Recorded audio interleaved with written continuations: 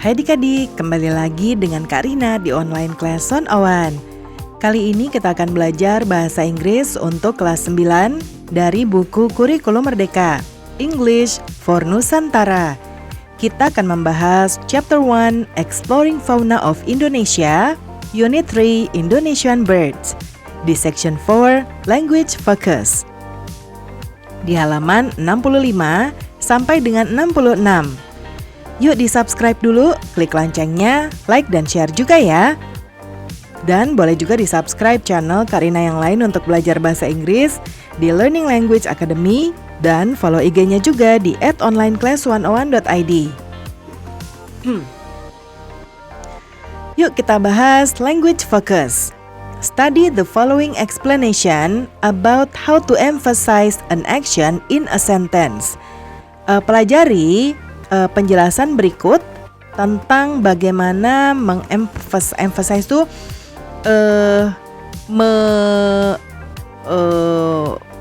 emphasize ya. Jadi kita mau meng-highlight ya aksi dari sebuah sentence ya. Then choose the correct form of the verb in brackets. Kemudian pilih bentuk yang benar dari kata kerja yang ada di dalam kurung. When we talk about facts or events, we sometimes want to emphasize the action rather than who is doing the action. Ketika kita bicara tentang fakta atau event atau kejadian, kadang-kadang kita ingin mengemphasize atau ingin menggarisbawahi action, kegiatan atau kejadian daripada siapa yang melakukan kegiatan tersebut. It means that the action is more important than the doer. Jadi ini maksudnya bahwa aksi ya lebih penting dari yang melakukan. We use passive voice to show interest in the person or object that experiences an action. Jadi kita menggunakan passive voice untuk menunjukkan orangnya atau objeknya yang mengalami sebuah aksi tersebut. Look at the examples. Lihat pada contoh. Orangutan's habitat is threatened by people doing deforestation. Jadi orangutan, ya, habitat orangutan terancam oleh orang-orang yang melakukan penebangan hutan. Ya, di sini yang di highlight adalah threatened, is threatened. The number of Bornean orangutans is now estimated at about 104,000 and the Sumatran orangutans about 7,500. Jumlah orangutan Borneans sekarang diestimasikan ya atau diperkirakan sekitar 104.000 dan orangutan Sumatera sekitar 7.500. Bekantan is used as the icon of Banjarmasin, South Kalimantan. Jadi bekantan digunakan sebagai ikon dari Banjarmasin. Bekantans are grouped as arboreal animals. Bekantan yang ini yang di-highlight adalah are grouped ya, dikelompokkan. Nah, these are the examples of the changes from active into passive ya. Nah, kalimat pasifnya nih subjeknya Galang brings binoculars to the forest ya. Jadi subjeknya adalah si Galang ya, membawa binocular tuh kayak alat untuk memperbesar penglihatan yang seperti kacamata gitu ya. Apa ya namanya kalau bahasa Indonesianya ya? Karina lupa, coba kita lihat. Binocular.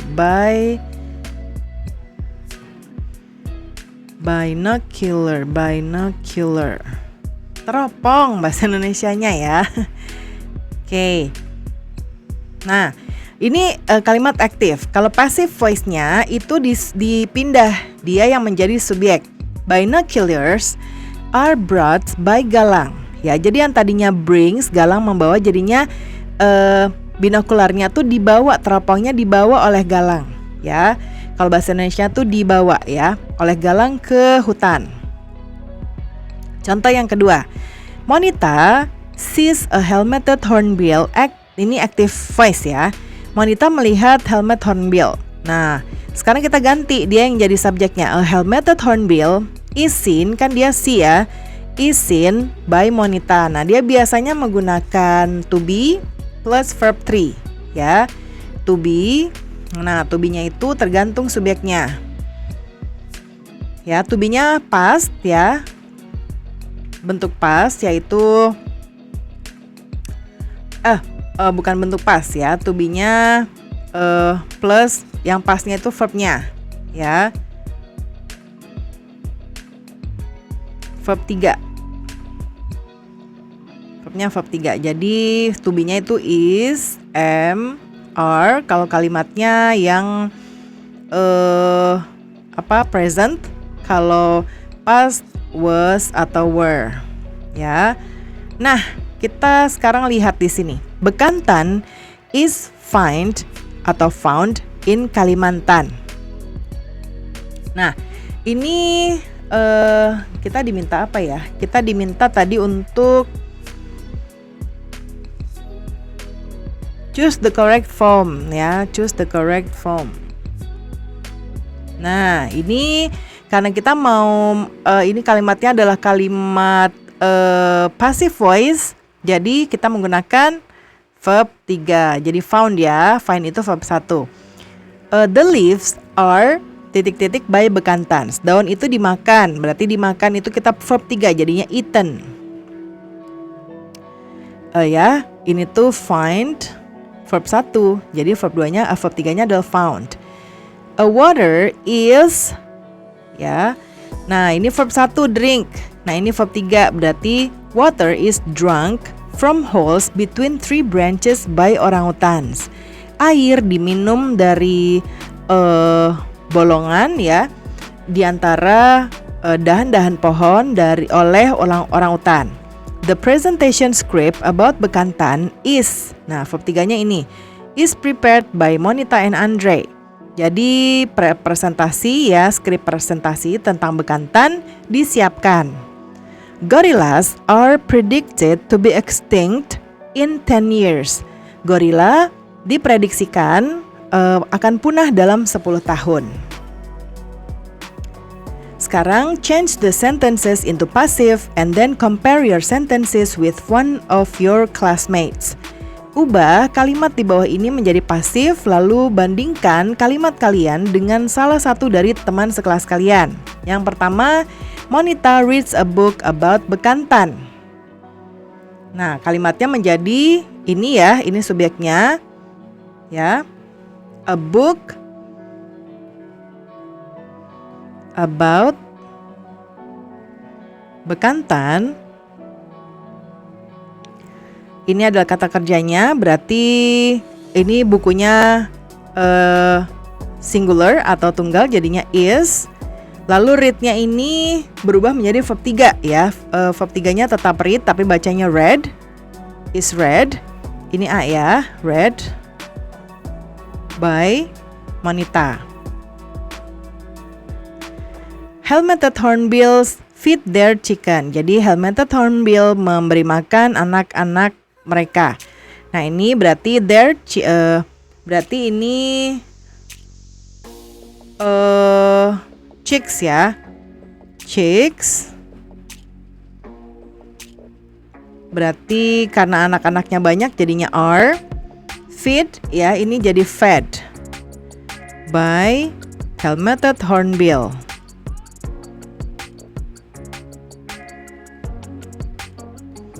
Lalu Pipit takes a notebook when she does the bird watch ya.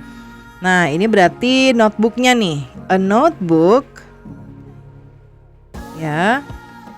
A notebook ini